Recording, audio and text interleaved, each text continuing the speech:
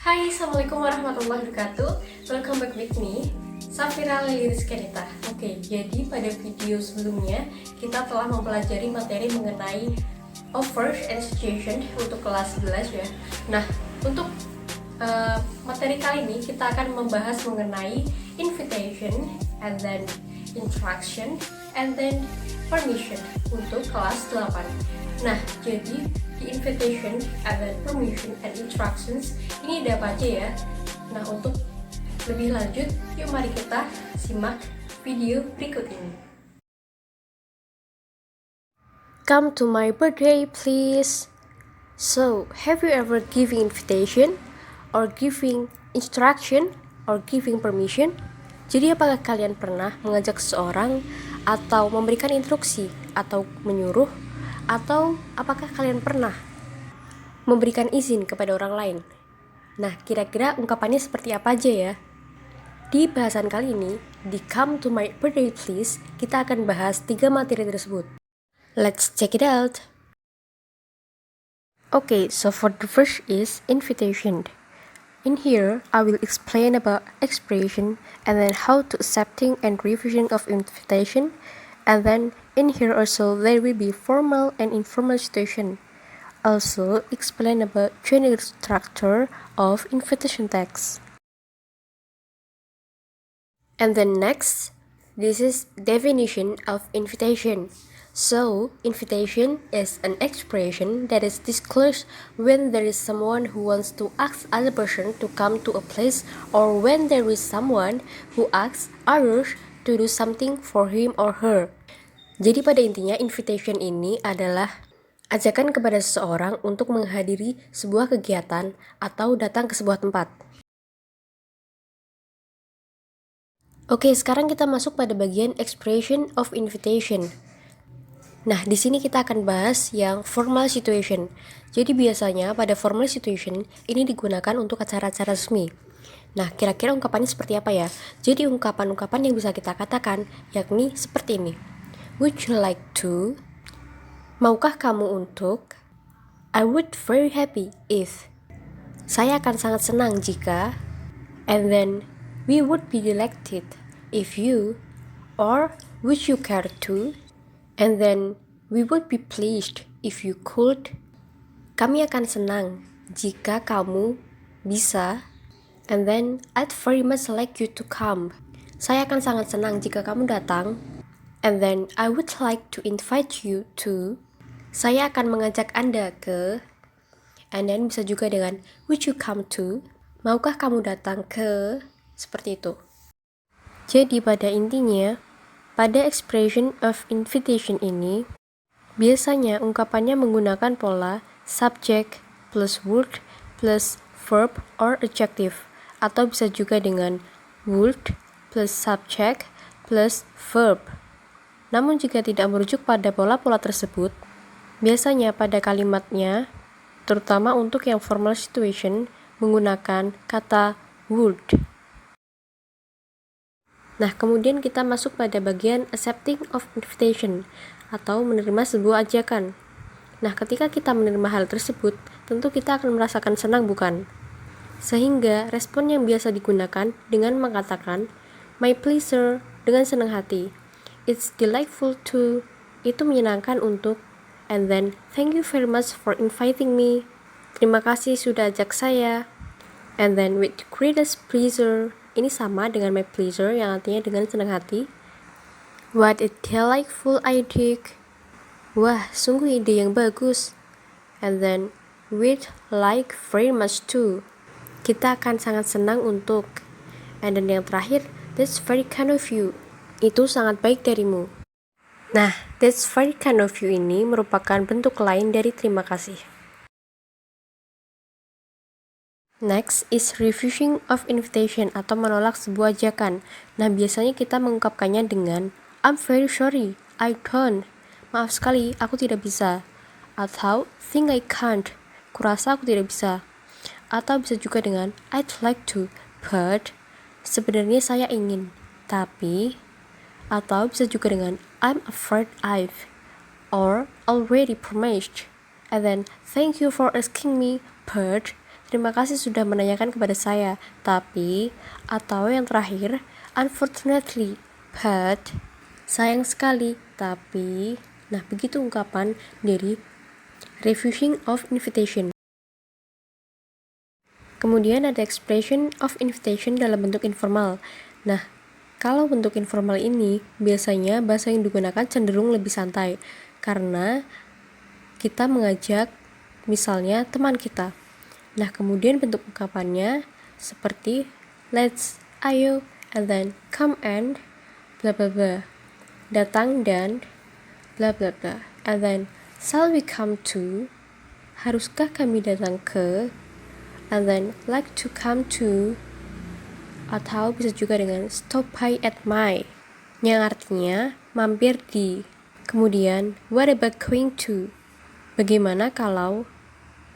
Why don't you come to? Kenapa kamu tidak datang ke? And then you must to come to, kamu harus datang ke. Nah, itu merupakan bentuk expression of invitation. Nah, kemudian contohnya seperti let's go to the party, and then come and join to wedding party, or stop by at my house. Selanjutnya adalah accepting of invitation dalam bentuk informal. Nah, kalau dalam bentuk informal ini, ungkapan yang bisa digunakan adalah I'd love to, yang artinya dengan senang hati. And then, yes, I'd love to. Dan, definitely yes. I look forward to it. And then, that would be very nice. Itu akan sangat menyenangkan. Okay, I will be there. Okay, saya akan di sana. Alright. And then, sure, I'm coming. And then, yes, certainly, I will come. Tentu saja, saya akan datang. Absolutely, convenient. Jelas, tunggu aku. I would very much. Saya mau sekali.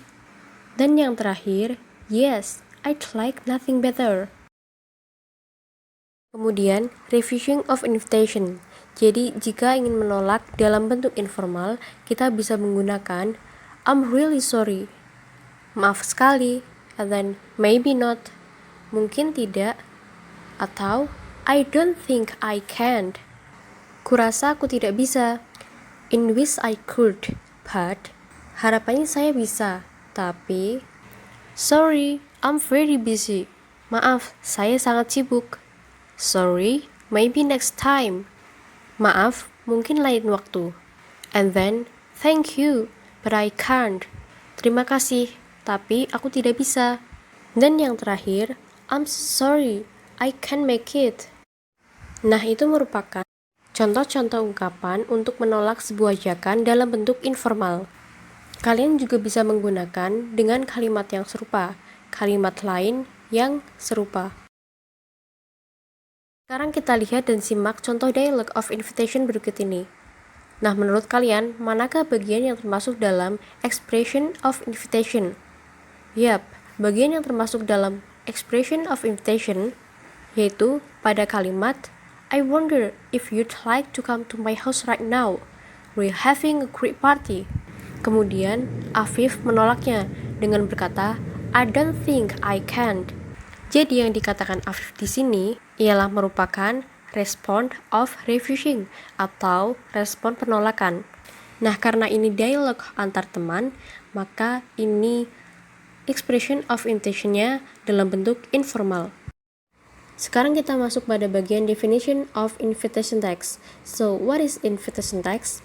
Invitation text is a letter that aims to invite someone to attend or come an event. There are two types of letter. It is formal and informal. Nah, mengapa sih kita perlu mengetahui itu dan mengapa kita perlu menggunakannya? Karena biasanya orang mengajak orang lainnya tidak semata-mata menggunakan ajakan lisan, tetapi juga menggunakan tulisan.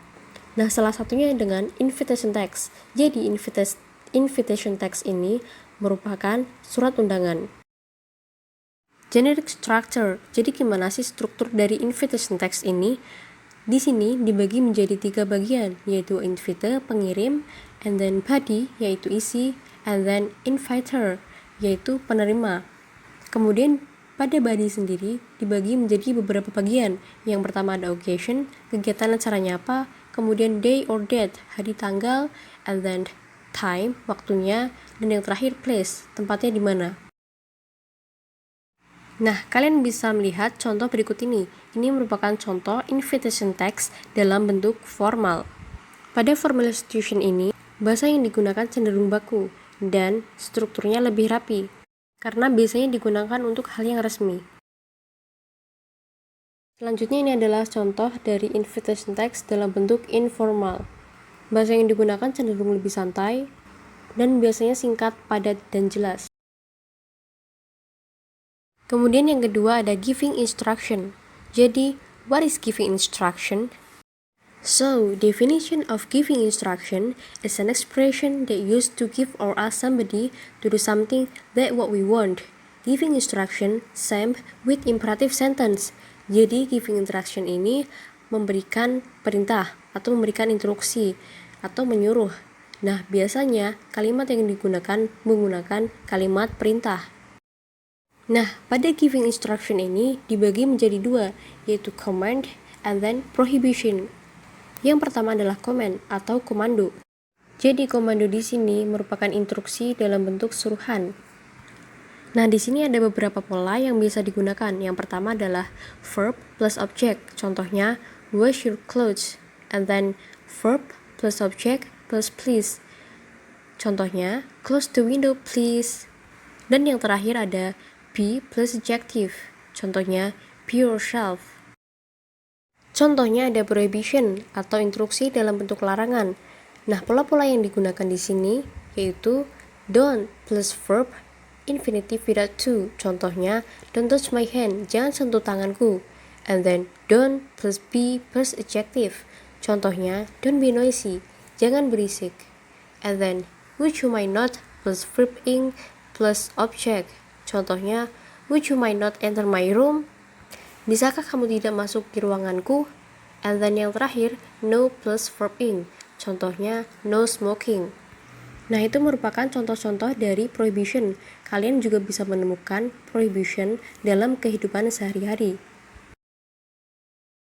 Next, asking permission atau meminta izin. Nah, di sini juga dibagi menjadi dua situasi. Yang pertama formal dan informal. Untuk yang pertama kita bahas yang formal terlebih dahulu. Nah, di sini ada beberapa ekspresi atau ungkapan dari asking permission. Yang pertama, do you mind? Apakah boleh? And then, would you mind? Apakah Anda keberatan? And then, is it possible? Apakah itu mungkin? And then, would it be? Apakah itu? And then, could I? Bisakah saya? And then, might I? Bolehkah aku? Nah, contohnya seperti, do you mind if I turn down the TV? Apakah boleh jika saya matikan TV? And then, would you mind if I opened the window? Apakah Anda keberatan jika saya buka jendelanya? And then, is it possible for me to open your phone? Apakah itu mungkin untuk saya buka HP Anda? And then, would it be alright if I borrowed your phone? Apa tidak apa-apa jika saya meminjam HP Anda? And then, could I eat this pizza? Bisakah saya makan pizza ini? And then last, might I borrow your book? Bolehkah saya pinjam bukumu? Nah, itulah ungkapan dan contoh dari asking permission dalam bentuk formal. Selanjutnya ada asking permission dalam bentuk informal. Nah, ungkapannya ini ada can I, bisakah saya, and then have you, apakah kamu, and then is it okay if, apakah tidak apa-apa jika. Nah, kemudian contohnya seperti apa sih? Di sini contohnya, can I go with Mary tonight? Bisakah saya pergi dengan Mary malam ini? And then, have you 10,000? You can lend me until I get to the bank. Apakah kamu ada uang 10.000? Kamu bisa pinjamkan kepada saya sampai saya mendapatkannya di bank. And then, is it okay if I wait here? Apakah nggak apa-apa jika saya menunggu di sini? Nah, itu merupakan asking permission dalam bentuk informal. Kemudian giving permission atau memberikan izin. Jadi setelah kita meminta izin, tentu kita harus memberikan izin, bukan? Atau juga bisa dengan tidak memberikan izin atau menolak izin tersebut. Nah, sekarang kita bahas giving permission atau yang memberikan izin terlebih dahulu. Di sini ada dua bentuk juga, yaitu formal dan informal. Untuk formalnya sendiri, biasanya menggunakan kalimat yes, certainly, yes, of course. Nah, dua-duanya ini sama artinya, yang artinya ya, tentu saja.